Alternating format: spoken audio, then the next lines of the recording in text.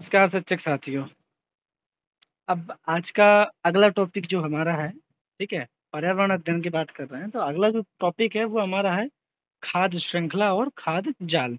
इसके पहले पर्यावरण अध्ययन के हम 2 वीडियो अपलोड कर चुके हैं, ये तीसरा वीडियो है, ठीक है। तो पहले बात करते हैं खाद्य श्रृंखला और खाद्य जाल के बारे में। तो ये क्या है विद एग्जाम्पल समझेंगे और इससे रिलेटेड जो भी प्रश्न आते हैं उन पर भी चर्चा करेंगे कि कैसे प्रश्न आते हैं। तो पहले जान लेते हैं खाद्य श्रृंखला क्या है, खाद्य जाल क्या है, ठीक है। देखिए, पारिस्थितिकी तंत्र।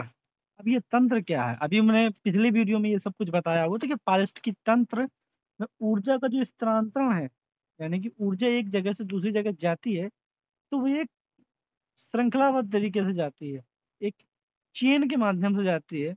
इसे ही आहार श्रृंखला या खाद्य श्रृंखला कहते हैं, ठीक है। समझ लेते हैं क्या है। जैसे घास है, ठीक है, ये हमारे उत्पादक हैं। ये सब चीजें मैं पहले डिस्कस कर चुका हूँ, उस चीज को आप पहले देख लीजिए, समझ लीजिए, तभी ये वीडियो समझ में आएगा।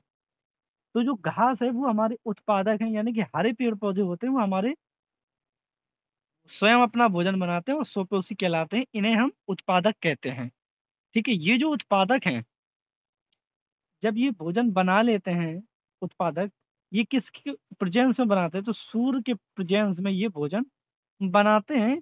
जैसे इन्हें कीट पतंगों ने खाया, खरगोश ने खाया या हिरन ने खाया। हम केवल एक की बात करेंगे, केवल एक सीधी रेखा में जो जाएगा वो खाद्य श्रृंखला है, एक श्रृंखला में जा रहा है, ठीक है। जैसे घास को खाया किसने? कीड़ों ने, टिड्डों ने। उसको खाया मेंढक ने। अब मेंढक को सांप ने खाया और सांप को किसने खाया? मोर और बाज ने खाया, ठीक है।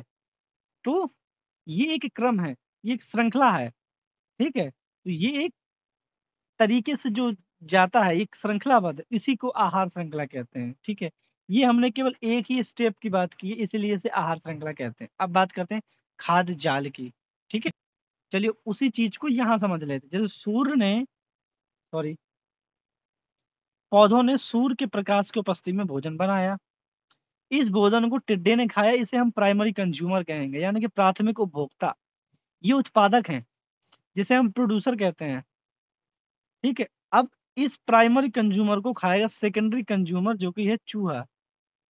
अब चूहा को सांप खा सकता है और डायरेक्ट ये भी खा सकता है, ठीक है। तो ये तृतीयक कंज्यूमर है और ये चतुर्थ कंज्यूमर या डिकम्पोजर भी हम कहेंगे इसे, ठीक है। चतुर्थ कंपो और इसके बाद जब ये मरते हैं, यानी कि बाज मरा या ये मरा ये मरा, तो ये सब डिकम्पोज करेंगे। कौन करेगा डिकम्पोज? तो वो हमारे अपघटक होते हैं। कौन? बैक्टीरिया और वायरसेस। वो हमारे डिकम्पोजर का काम करते हैं, इसे भी हम डिकम्पोजर ही कहेंगे। कई बार पेपर में आता है कि डिकम्पोजर है, इनमें से जीवाणु वायरस नहीं दिया रहता है, क्या दिया रहता है उसमें? दिया रहता है इसको, किसको? बाज को। क्योंकि ये क्या करते हैं? ये भी सड़े गले मांस को खाते हैं, वो भी एक प्रकार का डिकम्पोजर है, ठीक है। तो ये हो गया, ये एक चक्र में जा रहा है, यानी कि एक श्रृंखला में जा रहा है, इसीलिए इसे हम आहार श्रृंखला कहते हैं, ठीक है। इतना समझ में आ गया कि आहार श्रृंखला क्या है। अब बात करते हैं खाद्य जाल की, ठीक है। इंग्लिश में इसे कहते हैं फूड वेब, ठीक है, ठीक है। खाद्य जाल, इसको समझ लेते हैं। ये कुछ नहीं है, वो जो था खाद्य श्रृंखला, वो हमारा एक लाइन में जा रहा था, यानी कि हम कह सकते हैं कि गांव की सड़क, यानी कि केवल उसी सड़क से ही जा सकते हैं आप, ठीक है। उस सड़क के अलावा और किसी सड़क से आप नहीं जा सकते, वो गांव की सड़क है या सिंगल सड़क है, उसे ही हम कहते हैं खाद्य श्रृंखला। अब जाल में क्या होता है कि यहाँ पे ढेर सारे रास्ते होते हैं, ठीक है। जैसे ये घास है, अब घास में एक ही चीज तो आएगी नहीं, कई सारी घासें आएंगी, ठीक है। इनको कौन कौन खा सकते हैं? ये तो हो गए प्रोड्यूसर, ये प्रोड्यूसर हो गए। और इनको खाने वाले देखो, टिड्डा है, ठीक है, कीड़े मकोड़े हैं, चूहा भी खा सकता है, खरगोश है, हिरन है, बकरी है, ढेर सारे होते हैं। इनको खाने, ये प्राथमिक प्राथमिक उपभोक्ता है, ये प्राथमिक उपभोक्ता है। ये प्रोड्यूशन है, ये द्वितीयक उपभोक्ता है और ये तृतीयक उपभोक्ता है, ठीक है। इस तरीके से ये डिकम्पोजर हैं। ठीक है, अब क्या होता है, जैसे मान लीजिए इधर की बात करते हैं। ठीक है, इनको इसको इस कीड़े ने या टिड्डे ने जिसने भी खाया हो, ठीक है, या घोंघे ने जिसमें भी जली जीव हैं जो उधर पाए जाते हैं उन, तो उसको मछली खाएगी। अब इस मछली को कौन खा सकता है? इस मछली को बाज वगैरह खा सकते हैं। ठीक है, और उसको ये शेर खा सकता है। अब क्या होता है कि मान लीजिए ये चिड़िया है, इस चिड़िया ये कीड़ों को खा रही है, तो कई बार क्या, तो इधर से भी वो कीड़ों को खा सकती है। ठीक है, ये सांप है, इसे भी खा सकता है और इसे भी खा सकता है।